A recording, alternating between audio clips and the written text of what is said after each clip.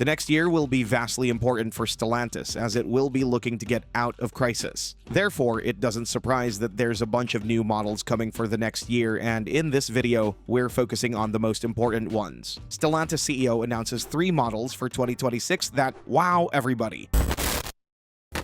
Number 3. Jeep Comanche. After decades in the wilderness, the Jeep Comanche is making a triumphant return to take on the Ford Maverick and Hyundai Santa Cruz. But this isn't just another Me Too unibody pickup truck. Jeep is bringing something that the competition simply can't match: legendary off-road capability in a compact package. The new Comanche will be built on Jeep's small wide 4x4 platform, the same foundation that underpins the Compass. But here's where things get interesting. While the Maverick struggles with basic off-road duties and the Santa Cruz barely tries, the Comanche will come standard with 4-wheel drive and Jeep's proven active drive 4x4 system. That means real select-terrain traction modes right out of the box, not as an expensive add-on package. What makes this even more impressive is that the Compass platform already comes standard with independent rear suspension. This gives the Comanche a significant advantage over competitors that rely on cheaper torsion beam setups in their base models. The result? Better ride quality, improved handling, and superior capability both on and off the pavement. The exterior design will stay true to Jeep's iconic 7-slot grille heritage while delivering modern aerodynamics for better fuel economy. Think Compass styling, but with the added practicality of a pickup bed. And yes, we know many of you want a single cab version with a longer bed, but market realities mean the Comanche will launch as a crew cab only. The truth is, non-traditional pickup drivers make up a surprisingly large portion of compact truck sales, and these buyers prioritize passenger space over maximum cargo capacity. Under the hood, expect multiple powertrain options, starting with a capable 1.3-liter Turbo 4, producing 180 horsepower and over 210 pound-feet of torque. For those who need more grunt, a 2-liter Turbo 4 with nearly 270 horsepower will be available. But here's the kicker. Jeep is also planning a plug-in hybrid variant using the same 288 horsepower system from the Dodge Hornet. That means serious performance with the ability to run on electric power for short commutes. The Trailhawk variant will take things to the next level with low-range gearing, crawl control, and a locking rear differential. Add in off-road suspension, all-terrain tires, and skid plates, and you've got a compact pickup that can actually handle real trail duty. Try that with your Maverick.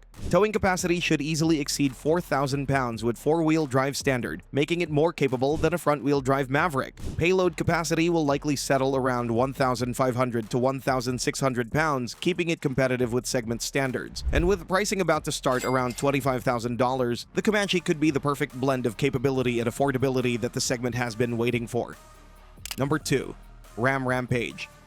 Here's something that's going to make Ford nervous. Ram's incredibly successful Rampage pickup is finally crossing the border from Brazil to the United States. This isn't just speculation anymore. Antonio Filosa, president of Stellantis South America, has already confirmed that the Rampage will be sold in the US to compete directly with the Ford Maverick. The Rampage has been absolutely dominating the Brazilian market, and it's easy to see why. At approximately 198 inches long, 74.3 inches wide, and 70.1 inches tall, it's actually more compact than the Maverick, but delivers a more truck-like presence. The 117.9-inch wheelbase is more than 3 inches shorter than the Maverick's, creating better maneuverability in tight spaces while maintaining a proper truck stance. The design language clearly connects it to Ram's full-size trucks, with that signature grille shape and headlight design that screams genuine Ram DNA. But here's what makes the Rampage special. It was designed from day one with North American input. The styling collaboration between Brazilian and North American designers shows, and those US flag motifs in the taillights aren't just coincidence. This truck was always meant to come to America.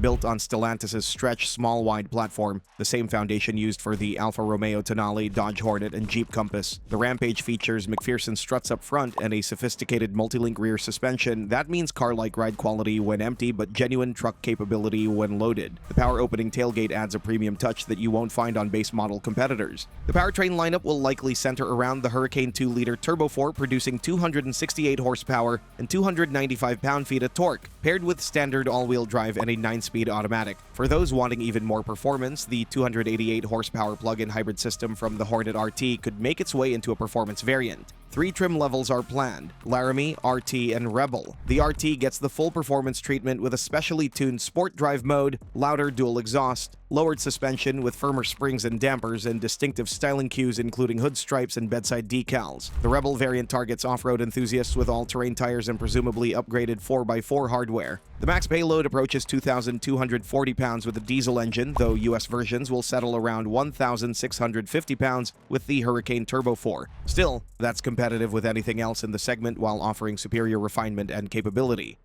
Number 1. Dodge Charger Hemi V8. This is the announcement that has muscle car enthusiasts absolutely losing their minds. After forcing the electric Charger Daytona and twin-turbo Hurricane inline-6 down everyone's throats, Dodge is finally admitting what we all knew. You can't replace the soul of American muscle with batteries and smaller engines. The numbers don't lie. Dealers are slashing prices on the electric Charger Daytona by up to $21,000 just to get them off the lots. Meanwhile, enthusiasts have been vocal about their disappointment with the Hurricane Inline-6 no matter how much power it makes. Sure, the six-pack models will produce 420 and 550 horsepower respectively, but horsepower numbers can't replace the visceral experience of a naturally aspirated V8. The market rejection of Dodge's electric-first strategy has been swift and brutal. Customers simply aren't buying into the idea that an electric Charger can deliver the same emotional connection as a Hemi-powered machine. The iconic exhaust note, the rumbling idle, the immediate throttle response, these are fundamental aspects of the muscle car experience that no electric motor can replicate. Stellantis is not only reviving Hemi V8 production at the Dundee engine plant in Michigan starting this summer, but Dodge engineers are actively working to bring Hemi power back to the all-new Charger platform.